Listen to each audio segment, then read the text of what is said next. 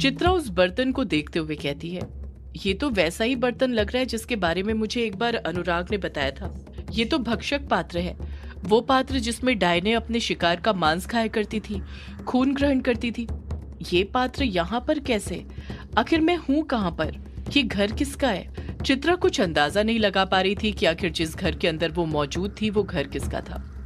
चित्रा कमरे के अंदर रखे सामान पर अपनी नजरें फेरते हुए कहती है, मैं इतना तो पूरे विश्वास के साथ कह सकती हूँ कि ये घर किसी आम इंसान का नहीं है। जरूर यहाँ पर कोई ऐसा शख्स रहता होगा जिसका तंत्र मंत्र काले जादू से नाता होगा, तभी ये सब सामान यहाँ पर रखा हुआ है। इतना कहकर चित्रा कमरे के अंदर छानबीन करना शुरू कर देती है।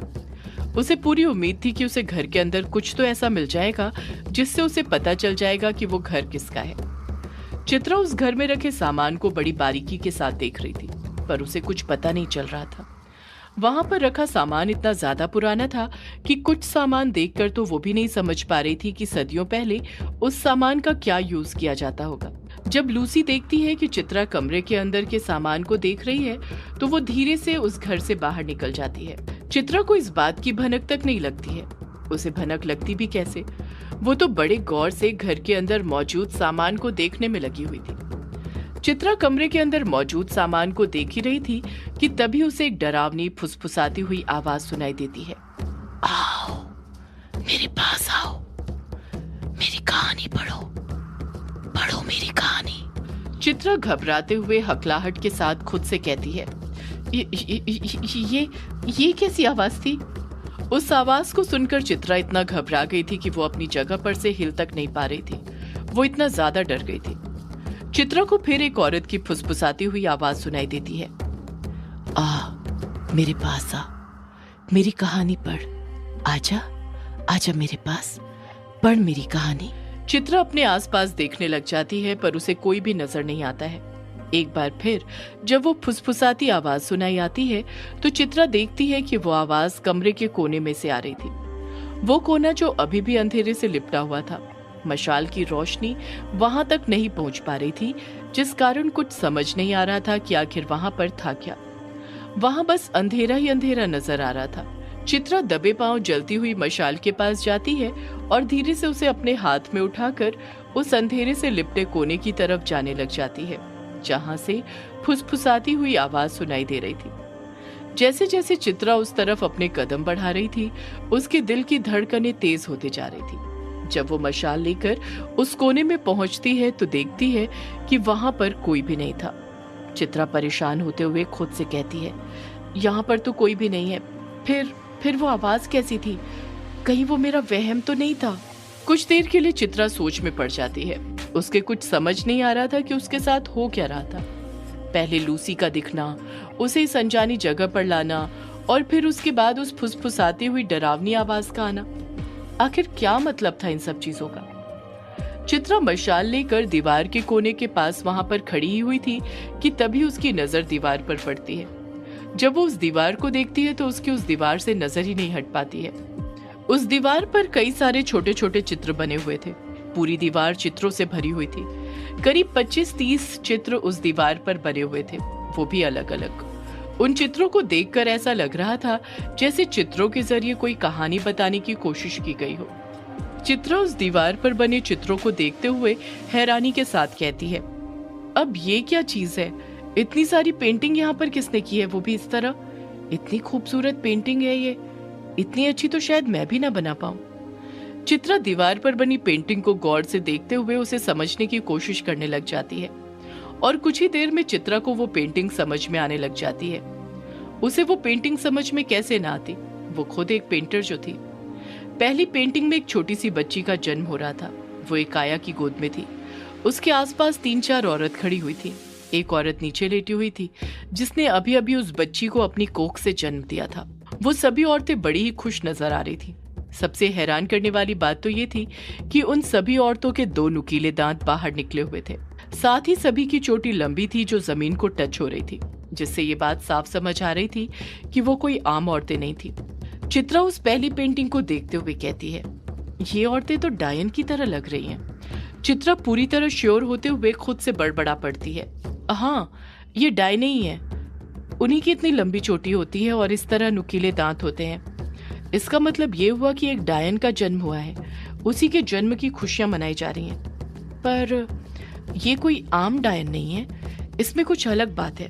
तभी सब लोग इतनी खुशी के साथ उसकी तरफ देख रहे हैं और उसे देखकर अपना सिर नीचे झुका रहे हैं। दूसरी पेंटिंग में वो औरत जिसने बच्ची को जन्म दिया था, वो अपनी बच्ची को गोद में लिए हुए थी, जो उसी की तरफ देख रही थी।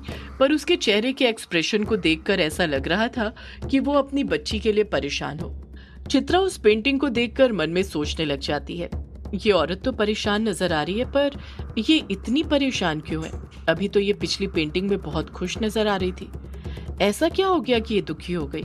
चित्रा अच्छे से जानती थी कि उसके सवाल का जवाब भी उसी पेंटिंग में होगा, क्योंकि पेंटिंग के जरिए ही सब कुछ बताया गया था। चित्रा और गौर से उस पेंटिंग को देखने लग जाती है। चित्रा उस पेंटिंग को बड़े गौर से देख ही रही थी कि तभी वो नोटिस करती है कि पेंटिंग में बनी औरत के सीधे हाथ की उंगलियां उसकी बेटी के चेहरे पर थी और उसकी बेटी के चेहरे पर कई सारे फुंसी फोड़े थे। चित्रा उस पेंटिंग को समझते हुए खुद से कहती है, ओह, तो ये इसके चेहरे को लेकर परेशान है। ये बच्ची तो बचपन से ही डरावनी लग रही है, बाल भी बहुत बुरे, उलझे, सूखे हुए लग रहे हैं। हाँ, इसकी माँ इसी वजह से परेशान है। आखिर बदसूरत लड़कियां बड़े होकर पसंद किसे आती हैं? हर कोई इन्हें बुरी नजरों से देखता है, चाहे वो फिर कोई डायन हो या आम लड़की। चित्रा अगली पेंटिंग की तरफ देखने लग जाती है, जिसमें एक आदमी मरा पड़ा हुआ था, जिसके गले से खून की धारा बह रही थी। वो माँ बेटी उसी मरे हुए आदमी के गले पर अपने नुकीले दांत एक साथ गड़ाए हुए थीं। उन दोनों के मुंह पर ही खून सना हुआ था। उन दोनों को देखकर ऐसा लग रहा था जैसे वो दोनों उस आदमी का खून पी रहे हो। उस पेंटिंग में उस लड़की की उम्र करीब 8 साल होगी। चित्रा उस पेंटिंग को समझते हुए कहती है, लगता है इस पेंटिंग में ये डायन अपनी बेटी को शिकार करना सिखा रही है। बता रही है कि किस तरह शिकार करके उसका खून पिया जाता है। आखिर डायन की कोख से जन्मी हुई बच्ची डायन ही तो बनेगी ना, वो थोड़ी कोई इंसान बन सकती है। ये बच्ची भी डायन ही है। अगली पेंटिंग भी सेम ही थी, बस बदलाव ये था कि उस पेंटिंग में वो औरत अपनी बच्ची को उसी आदमी का मांस खाना सिखा रही थी, पर उसमें कुछ बदलाव और भी थे। चित्रा उस पेंटिंग में जो बदलाव थे उन्हें नोटिस करते हुए कहती है, ये क्या? इस पेंटिंग में तो इस बच्ची की चोटी बड़ी हो चुकी है, साथ ही इसके चेहरे पर जो फोड़े फुंसियां थे वो भी बड़े हो चुके हैं। ये तो और भी ज्यादा बदसूरत लग रही है। इस पेंटिंग में पिछली पेंटिंग के मुकाबले इसके चेहरे पर ज्यादा फोड़े हैं। चित्रा कुछ सोचते हुए कहती है, डायनों की शक्तियां उसकी चोटी में होती हैं। इसका मतलब ये हुआ कि जैसे जैसे ये बच्ची शिकार करते जाएगी, इसकी शक्तियां तो बढ़ेगी, पर साथ ही ये बदसूरत भी होते जाएगी। तभी इसके चेहरे पर एकदम से इतने सारे फोड़े आ गए हैं। ये डायन तभी बाकी की डायनों से अलग है, क्योंकि बाकी की डायनें शिकार करती हैं तो वो और ज्यादा खूबसूरत होती है, पर ये डायन शिकार करती है तो और ज्यादा बदसूरत होती है। चित्रा अगली पेंटिंग को देखने लग जाती है। अगली पेंटिंग के अंदर कई सारी डायनें थी जो कई सारे इंसानों के अलग अलग तरीके से शिकार करके कुछ उनके मांस खा रही थी तो कुछ उनका खून पी रही थी। उन कई सारी डायनों के बीच एक डायन दूर से ही हाईलाइट हो रही थी, और वो डायन वही थी जिसकी शुरुआत से ही कहानी दिखाई जा रही थी। उस डायन के हाईलाइट होने का कारण ये था कि वो उन डायनों में सबसे ज्यादा बदसूरत थी। बड़े होने के साथ ही वो और ज्यादा कुरूप हो चुकी थी। उस पेंटिंग के सबसे ऊपरी सिरे पर ही एक बड़ी डायन बैठी हुई थी जो कि काफी बूढ़ी थी। वो अपने हाथ में एक लॉकेट सामने की तरफ करके पकड़े हुए थी, जिसके अंदर हरे रंग का हीरा लगा हुआ था। वो बूढ़ी औरत जिसके चेहरे पर झुर्रियां पड़ी हुई थी, उसके सफेद नहीं बल्कि हरे बाल थे। कई बार देखने के बाद भी चित्रा को वो पेंटिंग बिल्कुल समझ में नहीं आ रही थी। उसकी समझ ही नहीं आ रहा था कि उस पेंटिंग के जरिए क्या बताने की कोशिश की गई थी। वो बूढ़ी औरत कौन थी? उसके हाथ में कैसा लॉकेट था? चित्रा उस पेंटिंग में सबसे ऊपर जो बूढ़ी औरत बैठी उसके ही हरे बालों को देख रही थी। चित्रा की उसके हरे बालों से नजर ही नहीं हट रही थी। चित्रा उन हरे बालों को देख ही रही थी कि तभी उसे अनुराग यक्षिणी पर जो कहानी लिख रहा था वो याद आने लग जाती है।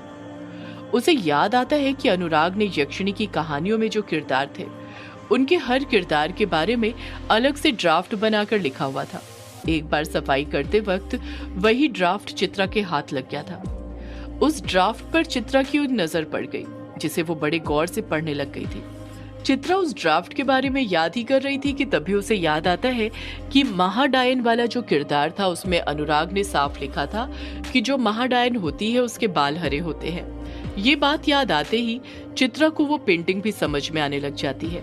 चित्रा सब कुछ समझते हुए कहती है, हरे बाल महाडायन के होते हैं। इसका मतलब ये हुआ कि इस पेंटिंग के अंदर जो ये बूढ़ी औरत है वो महाडायन है, जो कि अब बूढ़ी हो चुकी है। और अनुराग के उस ड्राफ्ट के अनुसार हर 1000 साल बाद महाडायन का खिताब बदला जाता है। महाडायन उसे बनाया जाता है जो सबसे शक्तिशाली और उसके काबिल होती है। लगता है इस पेंटिंग में सभी डायनों में महाडायन बनने की रेस ही लगी हुई है, तभी इतनी बुरी तरह से इंसानों के शिकार करके उनका मांस और खून पी रही हैं। जो डायन सबसे ज्यादा शक्तिशाली होगी, ये हरे हीरे वाला लॉकेट देकर उसे ही महाडायन बनाया जाएगा। चित्रा अगली पेंटिंग को देखने लग जाती है और अगली पेंटिंग में वो बूढ़ी औरत हरा लॉकेट उस बदसूरत डायन को पहना रही थी, पर उसके पीछे जो सुंदर डायनें खड़ी हुई थी वो जरा भी खुश नजर नहीं आ रही थी। उनके चेहरे पर जलन साफ नजर आ रही थी। चित्रा उस पेंटिंग को देखते हुए कहती है, इसका मतलब ये हुआ कि इस बूढ़ी औरत के बाद अगली महाडायन ये बदसूरत डायन बनी है। इसी के पास सबसे ज्यादा शक्ति है। आखिर इसकी चोटी भी तो इन डायनों में सबसे ज्यादा लंबी है, तो महाडायन तो इसे ही बनना था। चित्रा अगली पेंटिंग को देखने लग जाती है, जिसके अंदर कई सारी डायनें फिर इंसानों का शिकार कर रही हैं, उनका मांस खा रही हैं। चित्रा हैरानी के साथ कहती है, ये क्या, इस पेंटिंग में तो फिर से डायनें शिकार कर रही हैं, पर ये ऐसा क्यों कर रही हैं? महाडायन का चुनाव तो हो चुका है, फिर ये इतनी तादाद में शिकार क्यों कर रही हैं? चित्रा उस पेंटिंग को जब गौर से देखती है तो नोटिस करती है कि उस पेंटिंग के अंदर महाडायन भी थी, पर वो किसी का भी शिकार नहीं कर रही थी। वो खामोशी के साथ खड़ी हुई थी। उसके चेहरे पर मायूसी नजर आ रही थी। गले में लॉकेट पहनने की वजह से उसके बाल भी हरे हो गए थे, जो अलग ही पहचान में आ रहे थे, पर उसका चेहरा और ज्यादा खराब हो चुका था, इतना कि कोई उसकी तरफ देखते ही दूसरी तरफ अपना मुंह फेर ले। चित्रा परेशान होते हुए खुद से कहती है, अब इस पेंटिंग का क्या मतलब है? सदियों से है पुरानी, ये है यक्षिणी की कहानी।